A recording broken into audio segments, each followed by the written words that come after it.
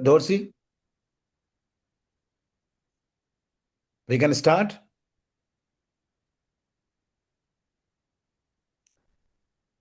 Good evening, everyone. I'm Dr. Khushnam PN, Director of Research, the Indian Futures, an independent global think tank based in New Delhi. Welcome you all to today's session of the Expert Talks. The topic of the day is the President Trump's Gulf Yatra, implications for regional and global geopolitics. In this session, we are going to have a conversation with Dr. James M. Dorsey, Adjunct Senior Fellow, S. Rajaratnam School of International Studies, Singapore. A very warm welcome, Dr. James Dorsey, to the Indian Future. Pleasure to be with you. Thank you. Welcome.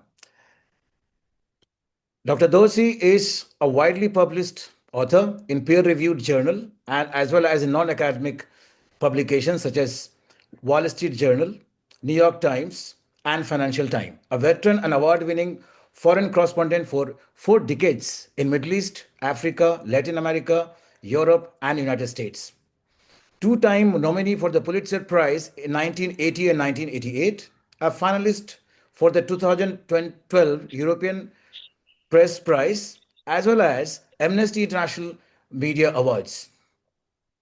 With this, I just want to introduce the topic first. To put it into context, I just would like to say what has changed from the previous Trump trip to the region in 2017. What are the things have changed now and how the things are placed? The first one I would like to say that 7th October 2023, the Hamas attacks in Israel and the subsequent Gaza war that is still underway, diplomatic normalization of Iran and Saudi Arabia, and the direct military confrontation and exchange between Israel and Iran, and the subsequent decimation of the Iranian proxies, Hezbollah, Hamas, and other ones in Iraq, and the Houthi attack in the Red Sea, and Israel and US strike on Houthis. And the most of all, the fall of Assad regime in Syria is some of the important events which has changed completely the region. To understand it better, I would like to put in the perspective the region is having basically the 3 important power centers. They are Iran, Israel, and the Saudi Arabia, which is the leader of the Arab world, and the 4 major global powers which are having the competition in the region: the United States, China, Russia, and India.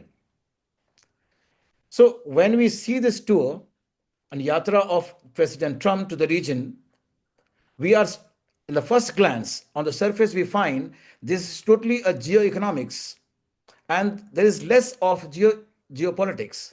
Investment of above $2 trillion, defense deals and cooperations, unprecedented AI partnership and investment, Trump's huge entourage of CEOs and bankers, and the conduct of, at the same time, the US Saudi Investment Forum. But when we scratch a little deeper, we find the tour demonstrates many shifts from the earlier US policy and the practices in the region. In that, I would like to mention few things. In that, the most important one, the meeting with the Syrian leader and the describing of him in a glowing words, and then loud recognition and credit to the Crown Prince Mohammed bin Salman and the Turkey's president, who joined also in the video call while the meeting was going on with the Syrian leader. Emphasis on humanitarian aid to the Gaza and talk of ceasefire. And then we have civil nuclear deal with Saudi Arabia without its normalization with Israel, which was the precondition before during the Biden administration. With this, we have put this entire topic into the context. Now, Dr. Dorsey, let us start the conversation. And first, I would like to know from you what you exactly think, because right from the presidential election days, President Trump has said so many things about the region, about Gaza, about Hamas, about Iran, and then about his own Arab partners. In that context, What has been the core geopolitical intent and the goal of this tour beyond the massive economic, defense, and AI deals made during the trip? Dr. Well, James thank Dorsey. you very much for having me. It's a pleasure to be with you. Um, Let me challenge a little bit of what you said in your introduction, if I may. I don't Sure. disagree with the factual assessment. I think, though, that what we're seeing in some ways is we're seeing shifts. There's no question about it. But we're also seeing a reaffirmation, perhaps a much stronger reaffirmation of relationships and of relationships and dependencies, if you wish, that have existed all along. So what is, let's go through what has changed first and foremost. Clearly, there are at this point two, from the US perspective, from the Trump administration's perspective, two power centers. That's Israel and the Gulf. Before that, it was only Israel, despite close relations with the Gulf. And the how that's going to evolve, we're still in the process to see that. It's not clear. Um, what the relationship between the United States and Israel going forward is going to be is not clear. Uh, so that's one issue, one change. The second change is, of course, the fallout of the Gaza war, without question, which has become a dominant theme in the in the Middle East. Um, the third thing that has changed is, or not changed. Oh, let me rephrase this. What we're seeing in terms of continuancy, if you wish, are a number of things. First of all, the Gulf's relationship to the United States. The Gulf states have no alternative when it comes to defense and security to the United States. It's as simple as that. There is no other country both willing and capable of replacing the role of the United States. And by and large, there's no other country with the sophistication of weaponry that the United States has to offer. And so what you're seeing is the Gulf states, Saudi Arabia, the United Arab Emirates, Qatar, very smartly playing into President Trump's uh, transactionalism, as you wish, and his focus on the American economy. And in exchange, indeed, uh, there's greater access to artificial intelligence cooperation and all of these other things. So, in that sense, really a building on a continuance of a situation. There are important changes as a result of that. If in the past, certainly under the Biden administration, and to some degree under the first Trump administration, the emphasis in relationship with the Gulf was a security relationship whereby China was the economic player in the region. The United States is now challenging that in very important ways. And in many ways may again become the dominant rather than a dominant force in the Gulf. The second change we've seen is that this is an administration that in the first 3 months since it came to office has clearly messaged Israel that Israeli and U.S. interests are not by definition identical, that they can diverge. Thank You you. see that on Iran, and I'll come back to Iran in a second. You see that, which was unthinkable for any former administration, to conclude an agreement with a rebel group that controls the state, the Houthis in this case, in Yemen, that deals exclusively with U.S. interests, does not involve Israeli interests, with other words, a halt to Houthi attacks on Israel, is unprecedented. You saw a U.S. president make his first overseas trip, if we leave aside the funeral of Pope Francis, Yes. to the Middle East without visiting Israel. Thank you. In fact, what you saw even before Trump came into office was that he arm twisted Netanyahu into a ceasefire in Gaza. The question is whether he's going to do that again.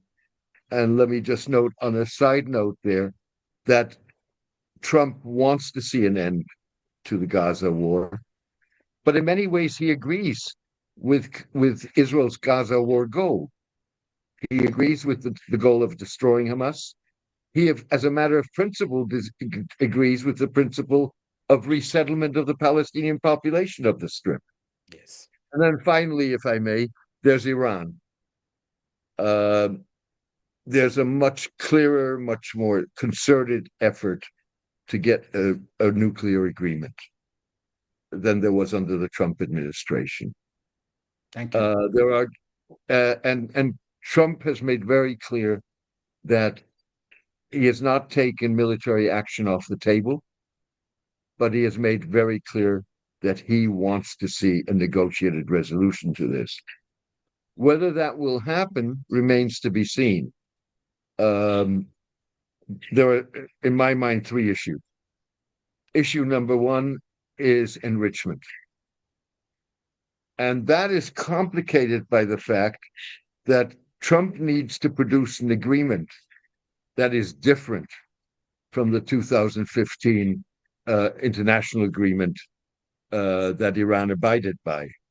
Because if he doesn't produce an agreement that is different, then the question is what's the justification with all its repercussions of abandoning that agreement in 2018 during his first term of office. All right. Enrichment's in line with a non-proliferation treaty and the International Atomic Energy Agency regulations is a right that Iran has within certain limits. The United States seems to be demanding that it will not have any right to enrichment, and if so, that could be a game change. Then there's the issue of ballistic missiles, which we can go into later, and the issue, as you referred to earlier, of non-state allies. Yes. Thank you. I want to take it from your words that now the only biggest change is that United States is thinking that its interest is not identical with that of Israel. So in that context, I would like to go to the specifics. If you see the defense deals, the largest defense deal in the history, 142 billion, was done with Saudi Arabia, and which is giving the state of art warfighting equipment and services. Plus, it is also the Rajaratnam is having its deal with the Qatar $1 billion agreement for the counter drone capabilities. And at the same time, US and Qatar is having the 38 billion potential investment for the upgrade of the Al Udeid Air Base, the largest of the US in the region, and for its primacy in the region, it's very, very important. So, given this scenario, when you are saying that the first change you are finding that Israel's interest is not identical anymore with the US, so in that context, I would like to know from you: is it going to affect the Israel's qualitative military edge in the region, its security, which the US has long been committed for? Well, I think, interestingly enough, Israel has not raised that argument. Israel has a history of opposing certain arms sales, go back to the AWACS in the 1980s with Saudi Arabia. It has not opposed any of the defense or military deals that Trump concluded on his tour of the Gulf. It has not raised the issue uh, of the qualitative military edge. As a matter of principle, Israel no longer sees the Gulf states as potential threats. Its threat matrix, if you wish, is focused on the Palestinians, particularly on eliminating or squashing Palestinian national aspirations in whatever form they may emerge, and it's focused on Iran, which is why Israel has basically opposed the nuclear talks with Iran. Keep in mind that Trump sprung those talks on Netanyahu in the Oval Office as he was sitting next, as Netanyahu was sitting next to Trump, and it came as a surprise to the Israeli Prime Minister. It was not something that had been coordinated in advance, and Netanyahu has basically reluctantly and hesitantly been forced to endorse those talks, but is pressing behind the scenes for a military strike. Now, coming back to, I think there's an important point that one has to make here with regard to the U.S. administration no longer viewing um, Israeli and U.S. interests as identical. For all practical matters, there's a power struggle going on in Washington within the administration between uh, whatever you want to call them, the isolationists, the America First crowd, the Make America Great Again crowd, whatever label you want to attribute, who basically are critical of Israel, uh, not anti-Israel, but critical of Israel, and do see that America has other interests than Israel may have, and that Israel at times can be a problem. And that struggle is with uh, those elements in the administration that are pro-Israel and see an identity of interests and seek to promote that. On balance, at this point, those that believe that Israeli interests and U.S. interests are identical seem to be losing ground. And all of those incidents that we've talked about, Yemen, Iran, ceasefire, and so on, uh, and the firing of or the replacement of U.S. National Security Advisor Michael Waltz, the firing of some of his associates, all of that points to the Make America Great Again crowd, if you wish, getting an upper hand. Thank you. In continuation of the same, in Saudi Arabia, regarding the US Saudi civil nuclear agreement, which was earlier the precondition for Saudi Arabia's normalization and joining the Abraham Accord, it was it was a condition for that. But now it has been agreed that it is going to be signed. The U.S. Energy Secretary, the Chris Wright, said that they are going to process it under the 1954 nuclear agreement, 123 agreement, 123 agreement. So this all is going on. But at the same time, I think many times President Trump has said that it is his dream that Saudi Arabia joins the Abraham Accord. But at the same time, when he was addressing the Saudi US investment forum, he saw towards the crown prince and said, "But you will do it in your own time." So what this made the President Trump to do go ahead with the civil nuclear agreement without Saudi Arabia fulfilling the precondition of joining the Abraham Accord and saying this that you Well, can join in your own time. first of all, I wouldn't assume that Trump has given up on the idea of Saudi recognition of Israel. I think it was made very clear to him in Riyadh that there would be no Saudi recognition of Israel as long as there was not a irreversible path towards a Palestinian state. And obviously, that's not on the table at this moment with this Israeli government. Trump was not going to walk away from a deal that involves 16 nuclear reactors in Saudi Arabia. So what he's basically done is he's decoupled what Saudi Arabia wanted in exchange for recognition of Israel.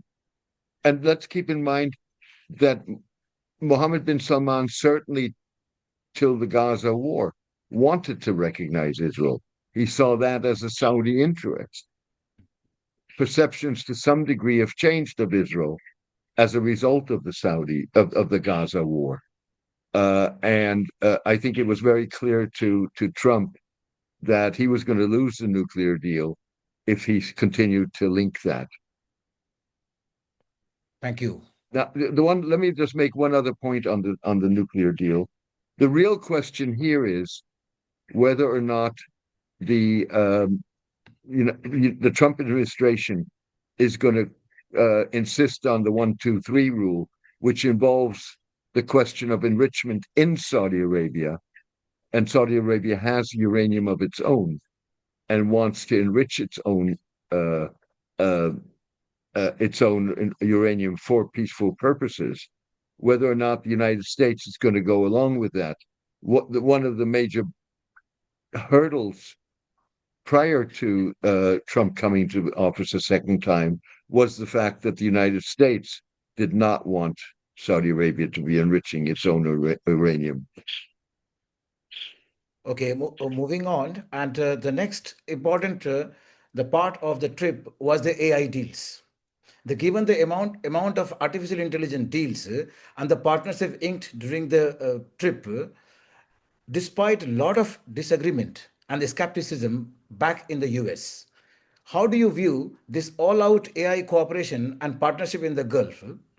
And is this the is the massive AI partnership and the strategic a strategic push to undercut the expanding Chinese influence in the region in the technological field? Well, I think first of all, let's be clear. Artificial intelligence is a growth industry. It's a major growth industry. Both Saudi Arabia and the United Arab Emirates have made artificial intelligence a major pillar of their economic policies and of their vision of their economic development. So I think those are the major drivers. Now, what it means, and again, that was on the table earlier. With other words, the United States under Biden, and in fact under uh, Trump one, uh, was reluctant in terms of technology to to go too far with the Gulf states because of their relationships with China. And it was both Saudi Arabia and the UAE that under the Biden administration already said to the United States, we will weaken our technological ties to China, if not break those technological ties in exchange for greater cooperation with the United States. So, in other words, this was coming Yeah. already before Trump, and Trump very skillfully exploited it, Yes. as did the Gulf states for that matter. Okay. A link to that is that David Sachs, the White House AI and the crypto czar, and the Sriram Krishnan, the senior White House policy advisor for the artificial intelligence. The two are supposed to be the architect of this AI deal in the during the tour, and David Sachs has written in his, and I would like to quote him that if we align with them, we will pull them into our orbit. If we reject them, we will drive them into China's arm. In fact, it will backfire by creating a Huawei Belt and Road. In this perspective, is it really a strategic move?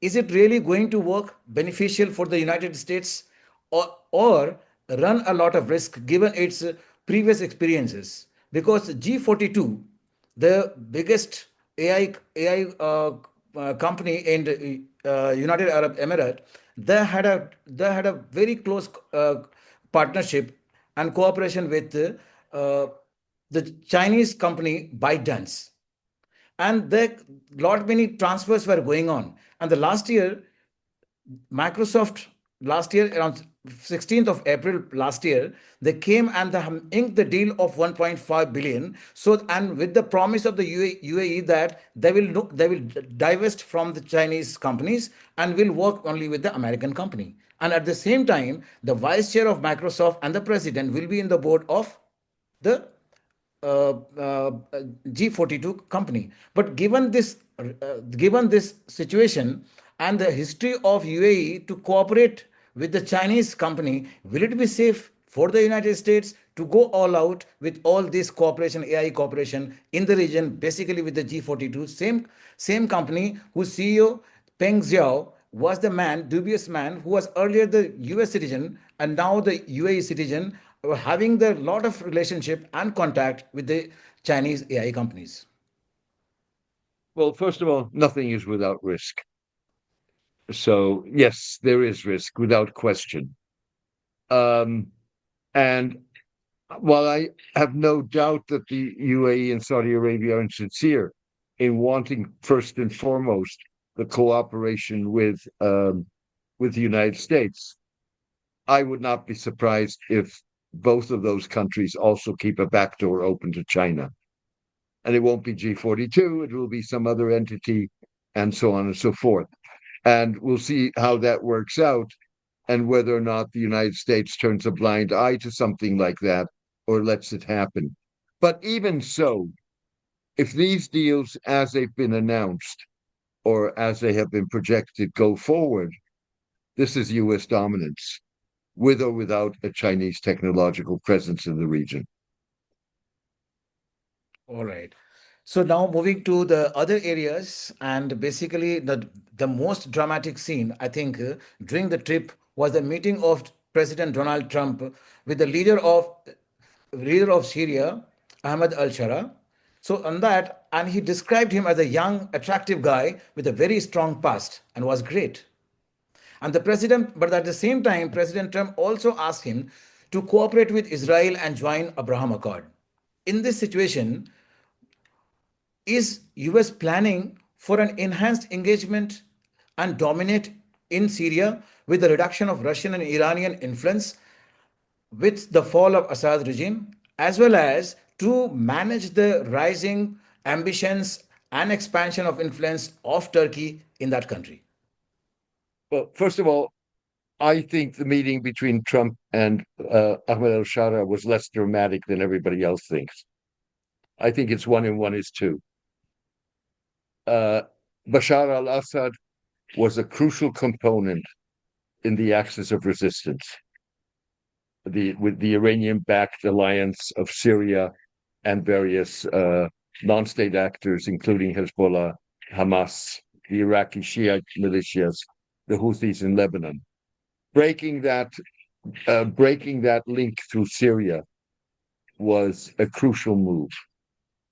Um, the problem with I think the reason why uh, or let me just say, already under Biden, you had moves to ease sanctions on Syria and to give Bashar al-Assad, sorry, Ahmed al-Shara a chance.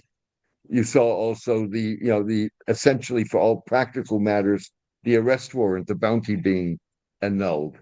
So that was a process that was already ongoing. The issue, of course, with Ahmed al-Shara goes back to a very fundamental ideological divide that is not only in the Biden, Trump administration, but is across the board, which is once a jihadi, always a jihadi. Is that correct? Or can jihadis change? Jihadis are human beings. Of course, they can change, and changes the fundamental nature of human beings. So that's where the drama is. You have here a former jihadi who's a conservative Muslim. Let's be very clear about it, but uh, has a track record of over a decade moving away from jihadism, and I think that's what made this meeting dramatic. Uh, Ahmed al-Shara has inherited a country with multiple problems. One of those problems are the minorities, whether that's the Kurds in the north, who want a federated state, not a unitary Syrian state, because they want a degree of autonomy, which is opposed by Turkey. And let's be clear, there are two occupiers of Syrian territory in Syria. One is Turkey, with a buffer zone in the north, and the other is Israel, with moving into the UN buffer zone and beyond. Um, and and then there are, of course, the Alawites, who, and it's unclear to what degree, where you had the fighting in March, to what degree the Iranians were not backing the Alawites. But and so Ahmed al-Shara, from the outset, despite the Israeli move to virtually destroy Syria's military infrastructure and arsenal, and positioning himself as a protector of the Druze, a Muslim minority sect in southern Syria, as well as declaring the Kurds to be their natural allies. Okay. Ahmed So, al-Shara is basically bent over backwards to try and convince the Israelis that he is not a threat and that he will not, or that Syria will not serve as a basis for militants or for anti-Israeli militants. And you've seen in recent weeks the de facto expulsion of Palestinian leaders from Syria, including Hamas, including the Palestinian Islamic Jihad, and others. I think it would be jumping to conclusions to say that Syria is on the verge of recognizing Israel. There is no Arab state, virtually no Arab state, where a majority of the population, under the current circumstances, with the war in Gaza going on, with the declared war goal of ethnic cleansing, there is no Arab state that could afford to, in terms of its own population, afford to recognize Israel. And Ahmed al-Shara knows that very well. so you mean that the US is going to engage massively all out in in Syria? Well, what I clearly what Trump has said is he wishes to give Syria a chance.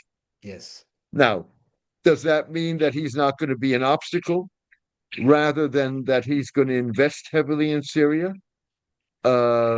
Sure, if the Syrians want to give American construction companies contracts, Trump will be happy to accept those. But I don't see Trump investing on a significant scale in Syria. The One of the real questions is, what is he going to be doing in terms of the Kurds? Because keep in mind that the Kurds are US backed. They played a very crucial role. They were the shock troops on the ground against the Islamic State. And the United States has not really formulated a clear policy on that, although the framework agreement that was reached between the Syrian Kurdish military leader and Ahmed al-Shara was inspired by the United States. Okay. Well, with this, now we are moving to Iran. And though Iran was not directly in the trip, but it was all around. And the fifth round of nuclear talk between Iran and US has just been over 2 days back. And it is being said it is still progressing because both are not coming out of that. They still want to talk. So in that way, it is taken as a progress. But at the same time, it looks like none of the Gulf states where the president trip was there, they all are not on the side of the war, any kind of strike on Iran, and they want a deal. And that President Trump said in Qatar that the Qatar Amir is fighting with him to not to have a extreme action against Iran and must have a negotiated diplomatic solution. So in that context, is there a shift in President Trump's Iran policy from maximum pressure to the strategic engagement? How you foresee the outcome of the talks can be negative, can be positive, and how it's going to have a geopolitical consequences for the region and beyond. First of all, there has been a shift in Gulf attitudes towards Iran since 2015. The Gulf states, like Iran, were opposed to the 2015 international agreement. Today, in fact, some of the Gulf states favored at the time military action against Iran. And Netanyahu, at the time, was pushing for military action. Today, they don't want to see military action. They understand that they potentially could be targets if an all out war with Iran were to erupt. They're concerned. Now, keep in mind, the Gulf states' primary concern with Iran never was nuclear. It always was ballistic missiles and non state allies. That is not to say that they were not concerned about nuclear, but in terms of the prioritization, If it was for the United States and Israel nuclear first, it was for the Gulf states nuclear last. Now, the Gulf states simply, given that we've already had more than a year and a half of war in the Middle East, or of wars, if you wish, in the Middle East. You still have the conflicts in Syria, or the potential of Syria falling apart and exploding. You have still potential violence with the Houthis. Uh, in that context, the Gulf states don't want to see a war. They don't want to see an attack on Iran. All right. Whether or not these now, Iran doesn't want to see a war, Yes. and Trump doesn't want to see a war. The Yes. only one that may want to see a war is Netanyahu. And so I think that's a very important base. Yes. So with this, I That, would like, yeah. So, if sure. I may, Please. Please. that does not mean that this will lead to a successful negotiation. I think at the end of the day, what you're going to need is a a a uh, a formula that allows Trump and the Iranians to save face. That's not going to be achieved within the 2 month framework that Trump has demanded. So, what some analysts have suggested may be the way out of this, which is a framework agreement that has some vaguely defined principles that allows Trump to say we have an agreement, and at the same time allows negotiations to continue. Yes. With this, I would like to just take you to the related what you said, the framework of, basically the red line is there between the two, talking about the nuclear deal, US and Iran, is the enrichment.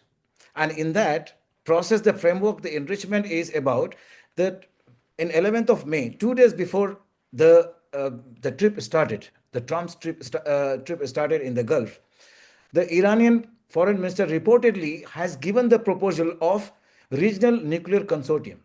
In that, the Arabs will be providing the finance and the Iranian will give the technology, and in that way they will have the Arab states who are rival of Iran will have the oversight. Maybe the US is also having the oversight, and it is almost like JCPOA of 2015, but only difference is that the JCPOA of 2015 was having 15 years of sunset clause and it is permanent.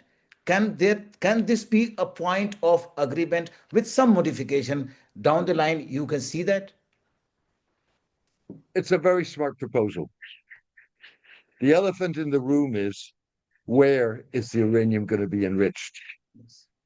And the Iranians have, in that proposal, not conceded that it would not be enriched in Iran.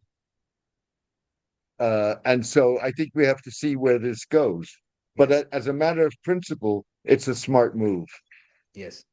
Thank you. And because the as far as the you just responded to that Saudi civil nuclear agreement, in that 1, 2, 3 clause agreement, the US is not willing to allow Saudi Arabia to enrich. So in this, it looks like 2 days before 11th of May, before the trip started, the Iranian foreign minister has visited these three countries, Qatar, UAE, and Saudi Arabia, met his counterparts there and briefed them about. So do you think that this consortium, regional consortium idea is having the backing of the Gulf states? I wouldn't be surprised if they would not go along with it. I mean, I don't see why they would not. Now, I think that the visit by Arakchi, the Iranian foreign minister, to the three Gulf states was about more than just that proposal. He clearly wanted to get, and keep in mind that long before that, the Saudi defense minister visited Iran, which was a rare, an almost unprecedented move. I think the Arakchi wanted to be make clear or very clear to the various Gulf states what Iran's position is, and wanted to convince them that it is sincere about these elections, so that that would influence what they say to Trump when he arrived a few days later. All right. Thank you. And with this, I'll be taking this nuclear deal because it's a very, very important one. And if it is resolved, large amount of problem of the region can be resolved. So I'll be taking it to the global geopolitical level. And in that, I would like to bring the two more important global powers, China and Russia, is very much engaged so far as the nuclear talk is concerned. First, on 14th March, there was a trilateral between Iran, China, and Russia in Beijing. And after that, on 8th of April, the same trilateral was there in Moscow. And they have given the 5 point proposal to have a diplomatic negotiated settlement. And at the same time, they're talking about rights of enrichment, uranium enrichment to Iran under NPT. So, how much the President Trump trip has been able to deal with these pursuits of the Chinese and the Russians about the nuclear talk, and what kind of implication, regional and global implication, the talk can have? I frankly wouldn't attribute too much importance to the Iranian discussions with the Russians and the Chinese. I think what's very important is obviously that China and Russia support the notion of a negotiated settlement, and they're not spoilers. So, in that sense, I think that's very important. That Iran consults Yes. with its foremost allies or foremost partners, China and Russia, is par for the course. You wouldn't expect more and you wouldn't expect less. That the Chinese and the Russians, as a matter of principle, as long as it's a reasonable position, would support the Iranian position is also par for the course. Having said all of that, these are negotiations that are going to be decided by the United States and Iran. They're not going to be decided by Russia. They're not going to be decided by China. And they're not going to be decided by Europe. Keep in mind that the Iranians also consulted the Europeans, the other party to the 2015 international nuclear agreement. Um, all of those consultancies are legitimate and fair, but this is between the United States and Iran. All right. So now we are moving to Gaza. The President Trump, this Trump 2.0 started with the very ceasefire, and a lot of situation happened and a lot of expectations was there. And then he came up with the idea of owning Gaza and turning it into Riviera of Middle East, and which the Arab Summit has rejected in Egypt and later on also. And in 7th May, immediately after the Trump trip was over on 16th, there was a summit of Arab Summit was there in Baghdad, in which again they have come up, rejected the plan, US plan, and they have come up with the reconstruction plan.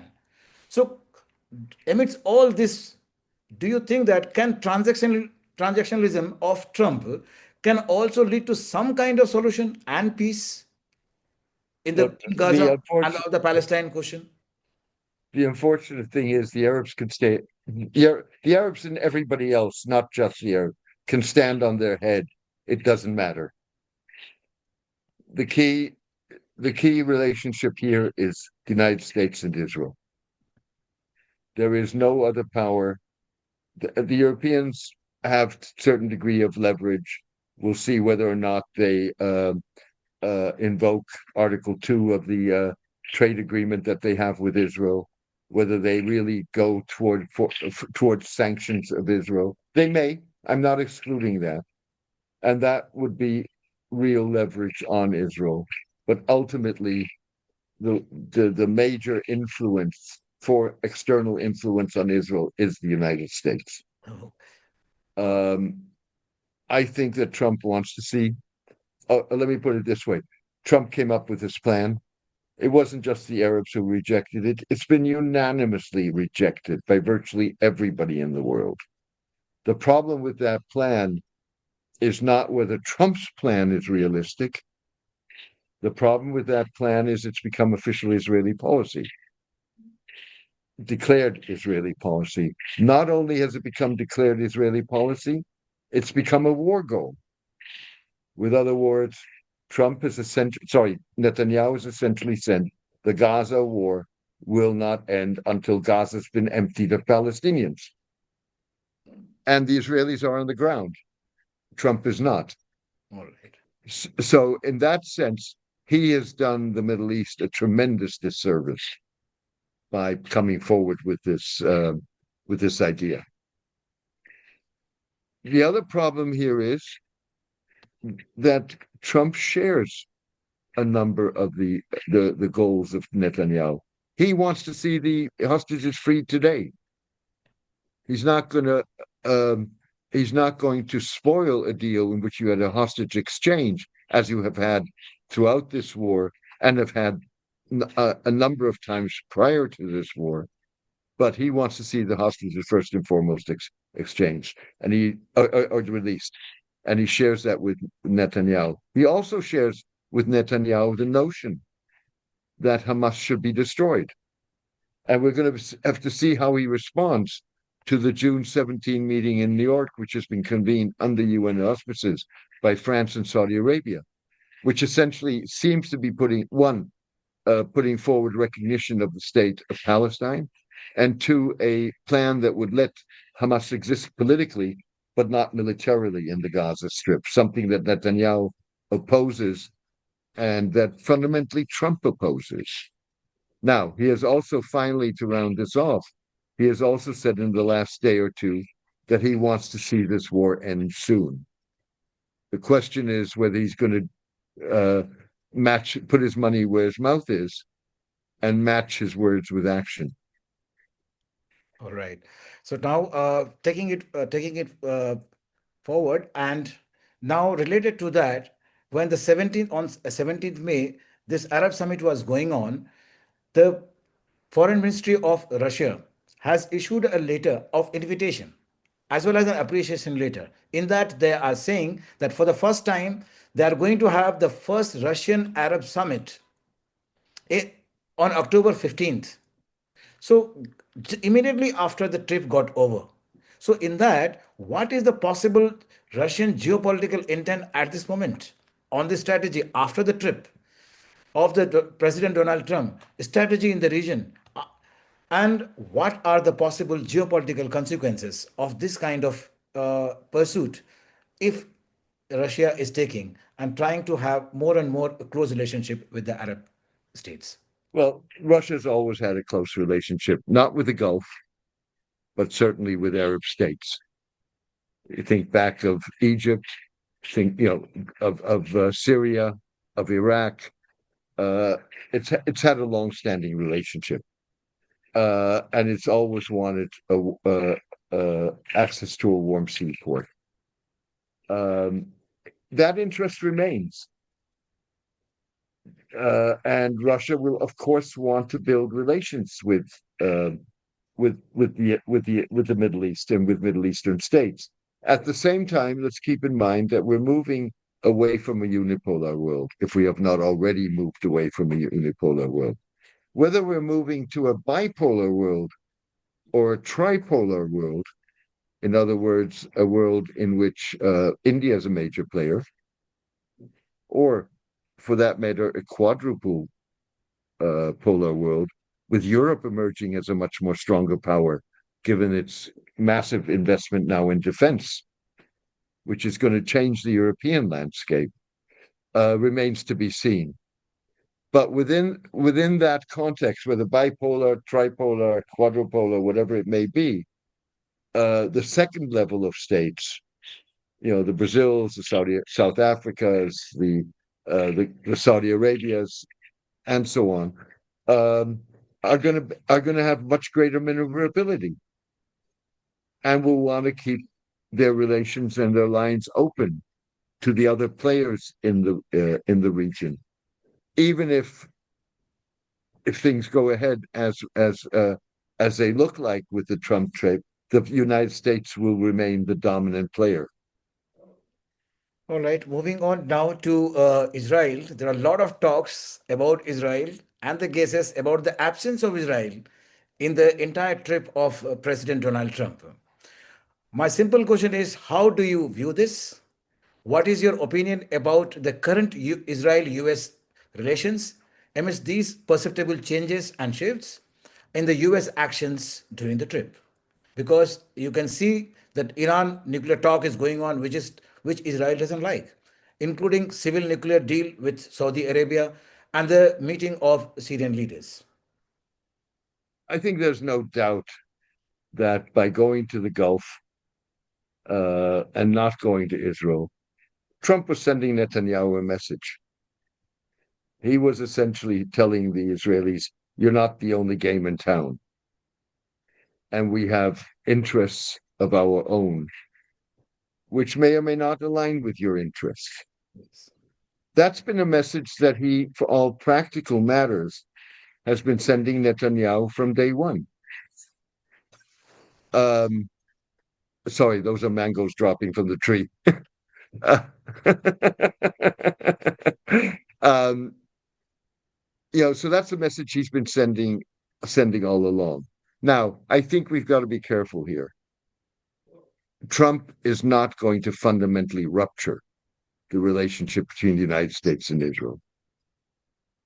Keep in mind that a significant part of his base, of his supporter base, is pro-Israel. A significant portion of his support base is anti-Muslim. Okay. And so while what's happening in Gaza may go too far for some of those segments of American society, fundamentally, Israel, there's no country that's had the kind of grassroots support in the United States that Israel has had. And the Yes. support for the Israel lobby and the power of the Israeli lobby in Washington is not because of its Jewish base, it's because of its evangelical base. There are 6 million Jews in the United States. There are up to 100 million evangelicals in the United States. The figures speak for themselves. Now, that does not mean that there won't be differences, and we've already seen those differences. And I would assume that we're going to see those differences even more with relate to Gaza. You just had today the effort by the United States and Israel to circumvent the UN in terms of the provision of humanitarian aid in Gaza fall apart with the resignation of Wood, the um, the head of the organization that was founded to replace the UN. It's going to take significant pressure on Netanyahu to force him to truly come to a negotiating table to end the Gaza war. You're going to have issues over who controls Gaza post-war, and we Yes. can go down the line. But I think you've got to be careful not to interpret that as uh, a fundamental rupture. Yes, Dr. James Dorsey, we have two more questions to go. First, I would like to come to my country, India, and I would like to see the trip from the India's point of view. And because the region has assumed a strategic significance, and we consider it as extended neighborhood of India, and during the Prime Minister Modi's tenure and last one decade, with the very dense diplomatic outreach and engagement, the region has come very close perimeter of India's foreign policy. So, how this trip is going to have any kind of implications for India, and anything you want to say what India should do? Right. Well, I don't know that it's going to have a primary impact on India. This, you know, this trip again was primarily about U.S. Gulf relations and U.S. Israel relations as a matter of principle. It wasn't really about, and if you wish, U.S. Palestinian relations. I don't think it was a trip about global relationships. Now, India clearly, increasingly, is also a partner of the United States, uh, is heavily involved in technological cooperation with the United States. And so, what I think you're going to see is opportunities for partnership that will benefit Israel. And I mean, go back to the plan for a trade corridor that existed. I think it was announced, if I recall correctly, during the 2023 G20 in New Delhi, um, and that obviously fell apart with the Gaza war. But nonetheless, it's an indication that the United States, certainly the United Arab Emirates, and one would assume Saudi Arabia and Qatar, want to want those relationships to be and those opportunities potentially to involve India. All right.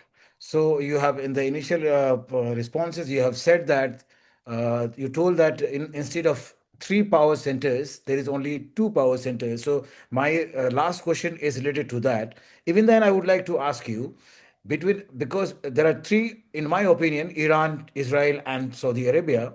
So far the US for US policy was and the US order was always based on the Arab Israel against Iran.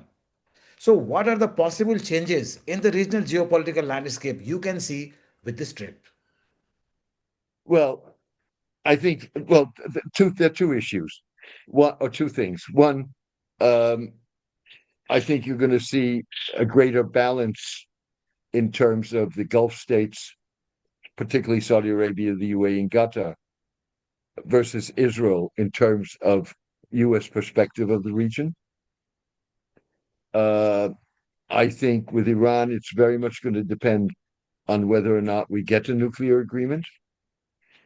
And that's the $64,000 question. Your guess is as good as mine. And then let me throw out a wild card.